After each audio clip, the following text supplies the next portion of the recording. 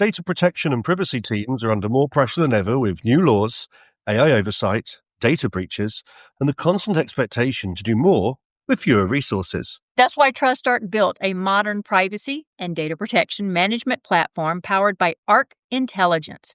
It unifies your tools, automates the work that slows you down, and surfaces what matters most right when you need it. From guided quick actions to our intelligent assistant, Ask Arc, you get credible, contextual answers backed by expert research, not generic AI guesses. Finally, privacy that works the way privacy pros work. Learn how TrustArc helps teams move faster with confidence at trustarc.com/serious-privacy. That's trustarc.com/serious-privacy.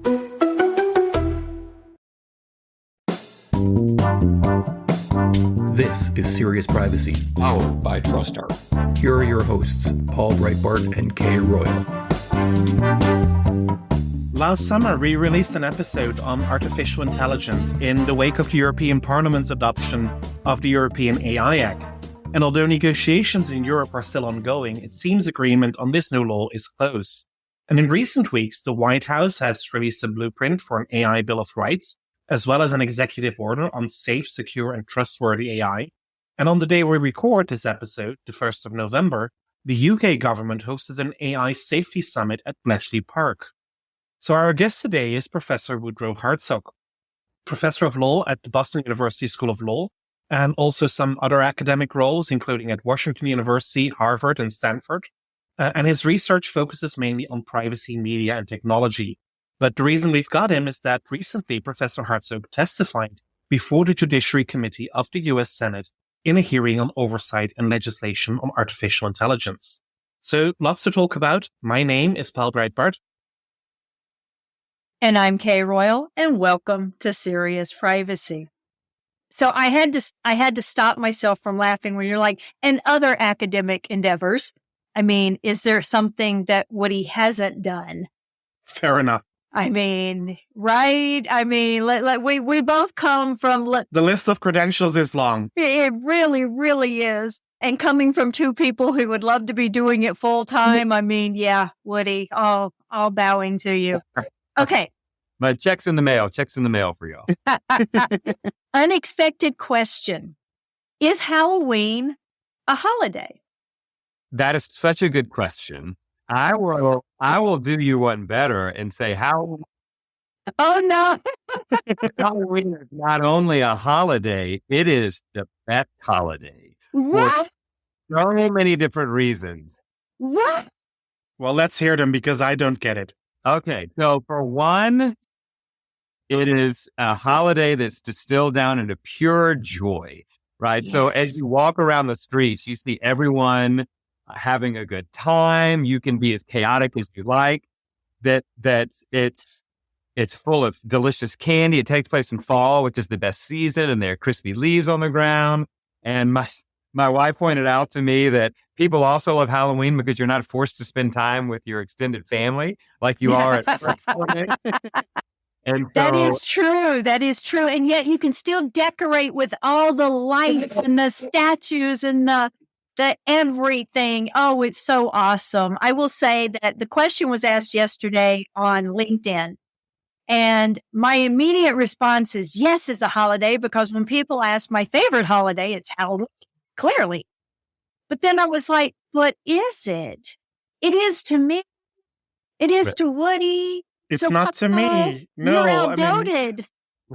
I happily accept that. But for me, Halloween is this. It is a very American thing. Although that is true. I brought you Halloween candy. You did, and it's Halloween is crossing over at least to the Netherlands, to other parts of Europe, and it is being celebrated more and more. But traditionally, it is not a thing that we celebrate in the Netherlands. Also, because on the 11th of November we celebrate St. Martin's, which is not as scary, but the kids do go door to door with lights and collect candy and all of that, and that's just 11 days from now. So Halloween is basically encroaching up on that a little bit. So we're replacing our own traditions with the American holiday of Halloween, which not everybody likes. Did you watch Charlie Brown and the Giant Pumpkin? No. Classic. So deprived. This is Snoopy and Linus and the Great Pumpkin Patch. And oh, you're so deprived. With that, I guess we have no other choice but to start talking about AI. I guess so.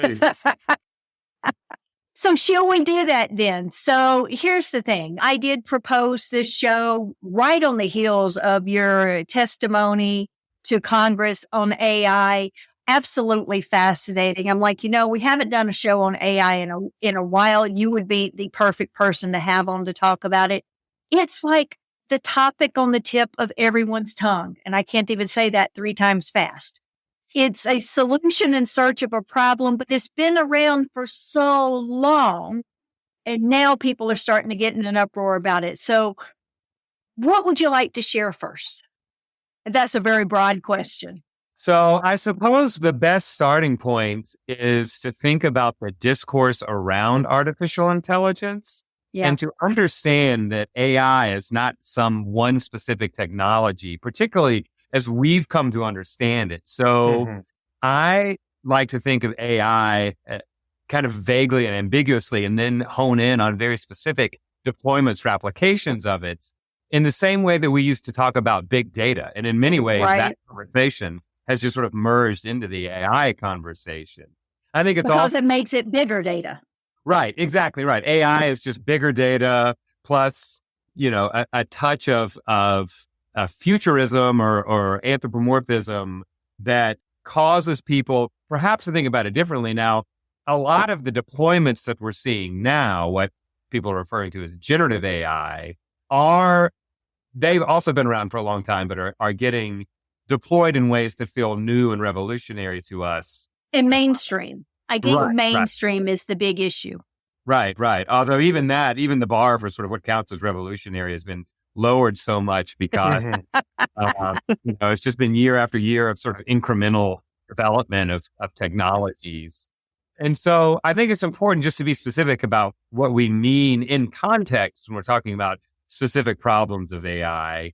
The other thing that I want to sort of start with foundationally is to make clear that when we talk about AI, this is not some unknowable thing or some force beyond all human reckoning. So the singularity, if it's not going to happen, it's certainly not anytime within our lifetimes. And so this conversation often tends to merge with our perceptions of science fiction in really unhelpful ways. And what I mean by that is there's a couple of things going on. One of which is what's the old saying? Any technology of sufficient complexity is virtually indistinguishable from magic. I like that. That's certainly true for ChatGPT. Yeah. And we tend to view AI that way. That's a dangerous way to think about AI because it's not magic. Just people that work for companies or governments that are using computational systems to combine data with algorithms, make predictions about things, right? Or to accomplish certain sorts of tasks.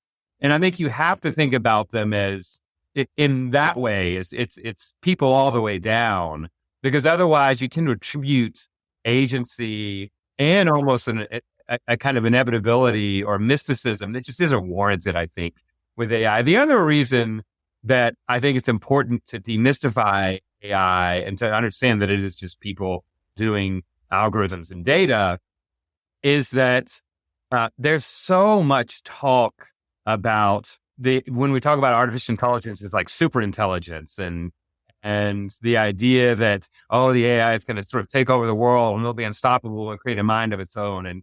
And that really is just a casual way for, I think, industry to deflect the fact that AI is being implemented in systems right now in ways that are doing, I think, creating significant dangers for people. And it distracts from that conversation. And so I'd much rather pull back a little, let's pull back a little from the super intelligence narrative and from the AI is going to take over the world narrative to a little more realistic place about how AI is actually being deployed right now and is probably going to be deployed in foreseeable ways in the near future. And let's talk about what sort of legislation we need to handle the problems that are created by those kinds of designs. Right. So where you're getting at is it's not quite so scary, or it may be scarier, or should we celebrate it like a holiday? So I mean, I will say that in using a lot of AI myself, I see some of the things that it can do and some of the efficiencies and some of the ways in which it's entertaining or helpful or useful. right. But my natural inclination after studying information technologies and privacy for the past 15 or 20 years is to be pretty skeptical at this point, not because of the technology, but because of the forces that have long been powerful in our society and what they're inevitably going to try to do with those technologies. So, Yeah. so Yeah. that's what I worry I mean, about. part of what we're seeing, of course, are the techniques that people think are fun. ChatGPT is one of them. Midjourney for sure, with all the images, but also more recently, there are now tools that can make videos that translate speeches of world leaders into any language, and it sounds like they are speaking that language. I've heard Donald Trump speak Dutch, which is even scarier than Donald Trump speaking English. But that also brings, of course, a big risk of fake news and how to recognize this. Because Yeah. to be honest, the quality is pretty impressive. Yeah. Oh, absolutely. I mean, I think that this is one of the most important conversations that we need to be having right now, which is the larger problems that AI makes worse.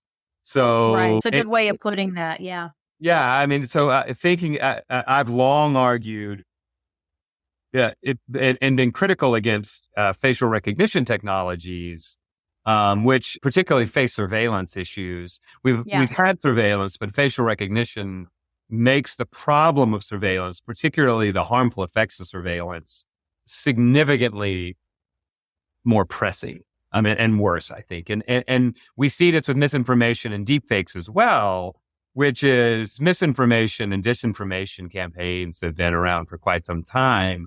But AI lowers the cost of those in such a way and changes the way that people perceive of mediums in a way that makes it really worrisome. And so I think that any approach to legislating AI needs to understand that it's not wholly new problems that we're dealing with. It's the exacerbation of existing problems that might now finally warrant some sort of legislative intervention. And you brought up the sort of joys of playing with some of the AI systems like, DALL-E and some of the others that will, you can type in, produce an image of Woodrow Hartzog at Hogwarts or whatever. And now that might be a fun one. I refused to try Chat GPT, but I did try the professional headshots one. Because it seemed the least. I also tried the one a few months back where it makes all these fairies and sorcerers and everything. I didn't like that one at all. All the women came out mostly naked. It was like, oh, right. So then there's So it's to say nothing of the issue of bias, right? That goes into it. But I'll say uploading 8 to 10 actual professional headshots for them to generate 20 professional headshots. Only one looked like me. Yeah. It was like, so I can't say that my experience is fun. That just shows how special you are, Kate. Clearly.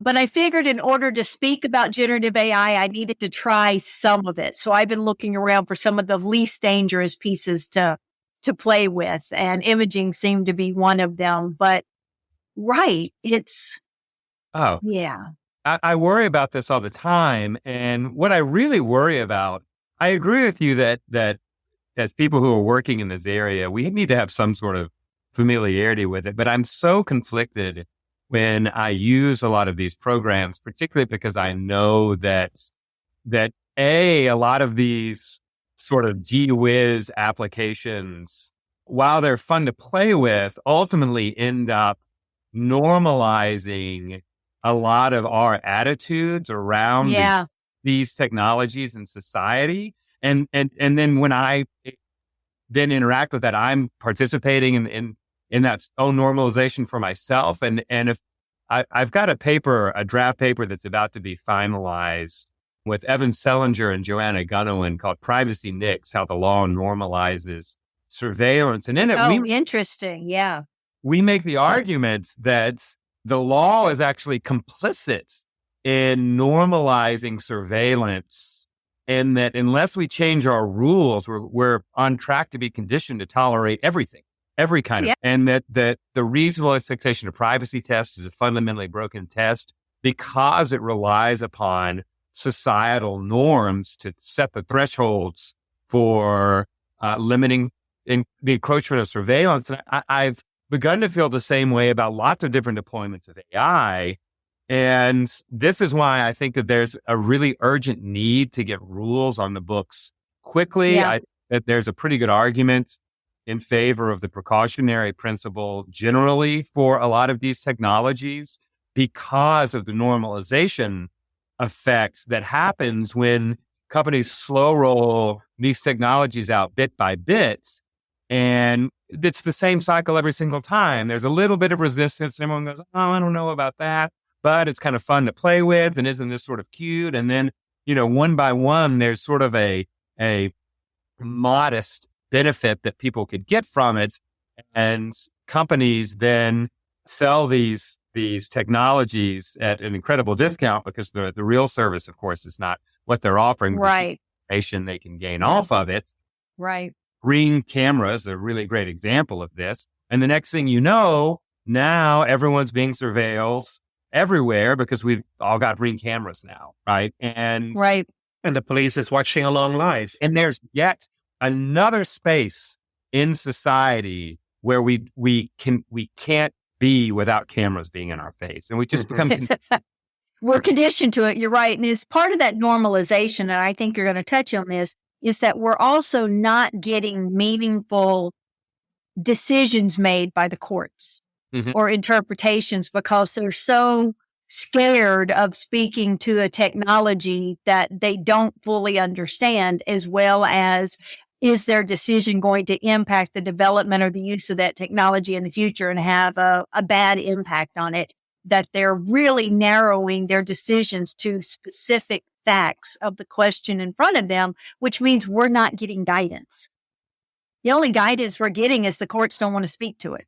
Right. The courts are avoiding it. Legislatures, well, up until recently, which maybe this is where we can start talking about. Up until recently, legislatures have also, and they're, I think, the actors that are most important in this space to create some significant rules and frameworks to decide which AI systems we should be deploying and which ones are just where the juice is not worth the squeeze. Right. And instead, for years, we were sort of caught in this reflexive deferral to companies because you wouldn't want to do anything that would squelch innovation, right? That for years it was that the internet was its little baby and you wouldn't want to, harm the baby. And so don't pass a rule that's going to tell the baby what to do because that could squelch innovation, right? And that narrative, now the narrative of innovation even though we've seen some incredible regulatory movement in the space of AI, the innovation narrative is still so powerful. And I think in so many ways, distorted and unjustified and is used as a sort of trump card. Like at any time, companies will say, we want regulation, and they say it over and over. And then if you propose anything that's not completely in sync with their business model, they throw their hands up and they say one of two things. One is, oh, but what about innovation? You wouldn't want to lose out on that. Be a shame if you lost all these fancy Ring cameras or whatever it is that we're working on if you pass these rules. Or they say free expression, right? Like you can't tell me what to do. This is my sort of expression on how I think AI systems should be built. And therefore, expression rules prohibit any sort of encroachment whatsoever in what essentially boils down to the business model to make money. And so I worry about those two. No, I fully agree. And it seems that almost everybody around the world seems to agree. If you look at today's statement out of the Bletchley Park Summit in the UK, 28 governments, including all of the European Union, but also Australia, the United States, China, the UK, Brazil, you have it. They all say together there is a potential for serious, even catastrophic harm, either deliberate or unintentional, stemming from the most significant capabilities of AI models. And they call on legislation, they call on rules, they call on us being smart and sensible, but everybody is only calling for things and not doing things. So how do we move to that next phase? Yeah, that's such a great question, Paul. And so give me a great answer. Well, tell you what, not going to be enough. And then I'll tell you what I think will be a little closer to actually protecting people in a world of where artificial intelligence is continue to develop. So in my testimony in front of the Senate, in collaboration with some of my colleagues, I'm a fellow at the Cordell Institute at Washington University. And I, along with Neil Richards and Ryan Dury and another fellow, Jordan Francis, we all have been working for the past few months on a project that we call the AI half measures project. And the idea of AI half measures, and this is what I said in my testimony, is that there are certain concepts that lawmakers seem very attracted to when pulling from the regulatory toolkit for artificial intelligence. And it is critical, of course, for regulators to embrace these measures. But if we stop there, the argument we're saying is that these will just be half measures. They will not be enough to protect us. So what are these half measures? Well, the first half measure is one that we've heard a lot, which is transparency. Lawmakers are quick to say we need transparency in AI, which is absolutely true.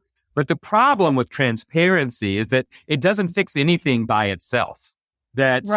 We've had lots of transparency in lots of other realms that I'm just thinking of information privacy, where we've had a fair amount of transparency, at least in certain kinds of data practices, and it doesn't change anything all by itself. That we have to have meaningful changes to practices and honestly to business models in order to meaningfully effectuate change. Another half measure that we talked about was the idea of removing bias that we referred to earlier. It is indisputable that AI systems that are being deployed now are harmfully biased along lines of race, gender, ability, and other traditionally marginalized and vulnerable communities.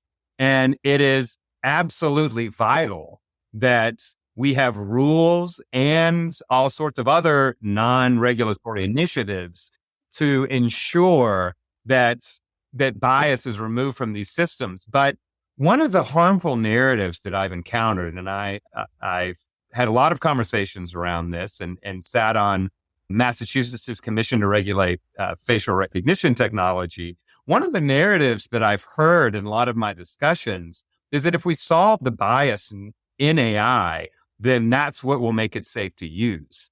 And a really harmful way to think about it, in many ways, the more accurate a AI system becomes for all communities, the more dangerous it gets. And that's because it's going to become more attractive to those in power to use on the vulnerable. It will become significantly more attractive when it has very low, false positive and false negative rates, for example, in surveillance systems. And that's where we know people of color are going to face that sort of brunt of that newly enabled surveillance first and hardest. And so it is sense. Because it can be targeted. It can be targeted and it can be driven from that perspective. Yeah. Yeah. And so removing bias in a way just creates a more effective tool for discriminating and oppressing people. But, I will say that the thing about bias that gets me when you talk to average business professionals who are not involved in privacy, not involved in technology, and their concern is, so it's junk data. It's not junk data. The data that's going in is accurate data. It's junk mores. It's junk cultural traditions. All of these things that we do that create that data makes it accurate data is just incredibly biased.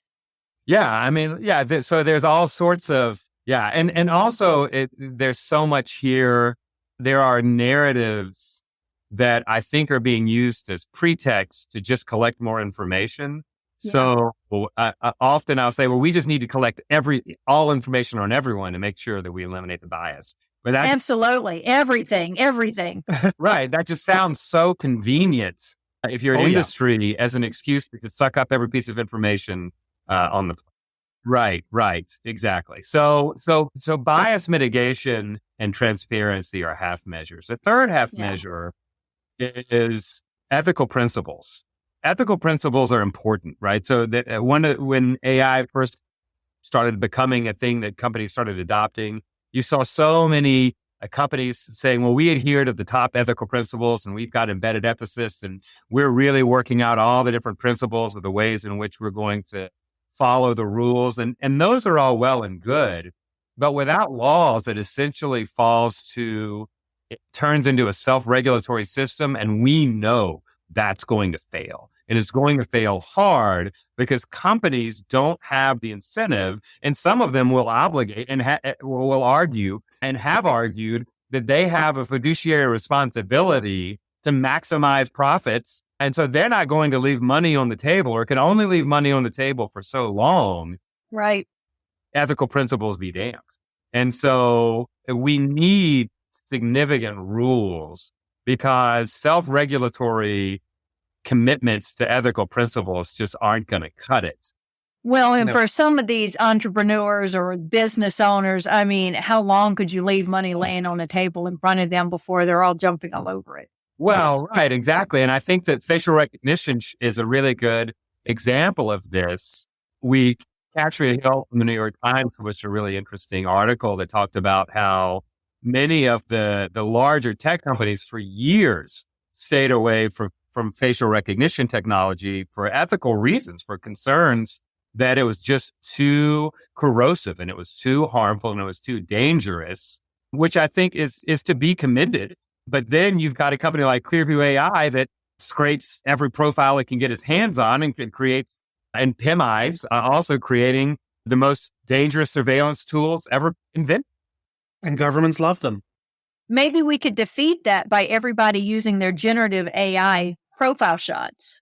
Or their Halloween costumes. Yeah. We'll just engage in countermeasures. The problem with that's a cat and mouse game. Mouse games, but it never works out so good for the mouse. Really doesn't it? Inevitably, for Tom and Jerry. Yeah. Inevitably, cats are pretty amazing hunters and do a pretty good job. So I'm reluctant to get into the cat and mouse game. And I said that facetiously, but there is an honest thought behind it. A lot of people's solution to defeat questionable technology or to be able to use technology that others might question is to come up with a countermeasure that might be equally questionable. Oh, yeah. I mean, listen, I give a lot of talks, as you might imagine, and I get the same question at a lot of my talks, which is, what can I do to protect myself against these systems? And it ends up being kind of a bummer because my answer is usually not a damn thing. That you're going to get the most powerful companies in the history of the world in terms of resources and ability to shape our mediated environments and the decisions that are made about us on a daily basis. And so the idea that I could, deploy some sort of technological technique or strategy that would meaningfully resist in way that was either at the margins or really just pure theater, it's not tenable. There is one thing that we could all do, which is, and I tell this to all of my students, which is elections matter. And we can vote. And we can vote for people that will promise to create meaningful rules for us. And not just at the federal level, but at the state and local levels as well. These technologies are being woven into the fabric of our everyday lives. And that the issues that they touch on us at issues that are local and international. And so that is true. Well, and speaking of that, what'd you think about the recent issue by our White House? Well, I need a few minutes. And so first of all, I'll admit to not having fully read the EO because I think it's something like 140 pages or something. So I haven't worked my way all the way through it since it just came out. But I will say that after reading the summary, I think there are reasons to be excited about the EO, in that it is really broad in scope, and it recognizes, I think, the complexity of the problem. And I applaud a lot of the initiatives around privacy and anti-discrimination, and a lot of the things that you would want to see in an executive order. And at the same time, one of the things I worry about, maybe it's just the framing of the EO itself and some of the language that was used, but I worry that White House has skipped right past the existential question and gone straight into, all right, so we're going to adopt this thing and we're going to see it implemented, and let's make sure that it has guardrails. And right. And one of the things I really worry about that is one of the key things that it's important for lawmakers to consider is whether these systems, certain kinds of systems, should be deployed at all, designed or deployed at all. And that's what I've called the existential system. So I've argued with Evan Selinger for years now that facial recognition, particularly face surveillance, on balance, is going to leave us worse off, and as a result, should be prohibited outright. And it's already being it's becoming so common already. I mean, just boarding an airplane in the US, you're subjected to facial recognition. Right. Exactly. And this is the normalization that's already happening with facial recognition. There's a window where we might be able to think existentially about facial recognition.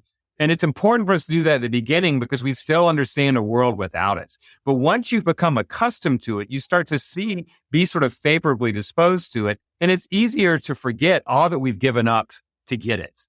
It's hard to imagine a world without the internet. Someone was like, what would you do without turn-by-turn directions? And thankfully, I still remember, I muddled by reading a map, right? And we sort of worked through it. I guess it was a tough life, but we somehow made it.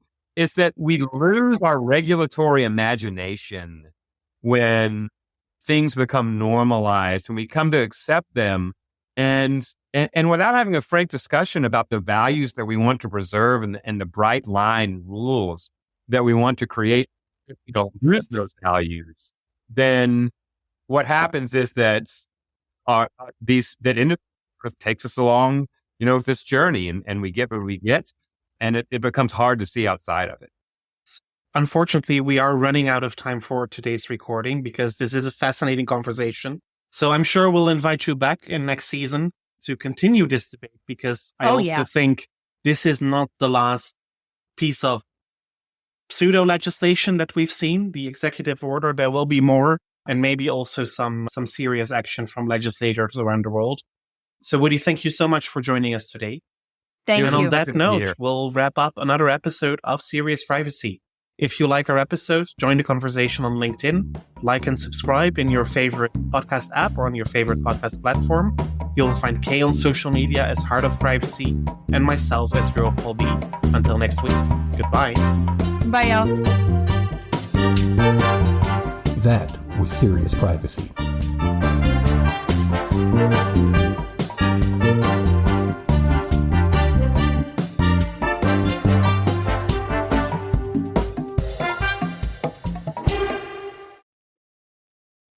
If you're a data protection or privacy professional, you already know the pressure.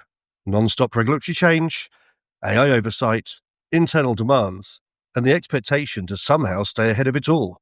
And the old patchwork of tools just isn't cutting it anymore. No. That's why TrustArc created a modern privacy management platform powered by Arc Intelligence. The TrustArc platform brings your workflows, evidence, research, tasks, and applications all together in one unified and intelligent workspace, so you don't waste time digging, clicking, or context switching. With Ask Arc, your privacy assistant, you can ask plain language questions about laws, jurisdictions, or even your own program data, and get credible, cited answers based on NIMBY research and more than 1,000 global laws. It's explainable, transparent, and purpose-built for data protection and privacy. So if you need to add a vendor, create a cookie banner, or start an assessment, quick actions take formally complex tasks, turn them into bite-sized guided workflows, to save you time. It's a platform that thinks like you, works like you, and helps you move faster with confidence, whether you're a seasoned DPO or you're just getting started. See how modern privacy gets done. Explore Arc at trustarc.com/serious-privacy. That's trustarc.com/serious-privacy.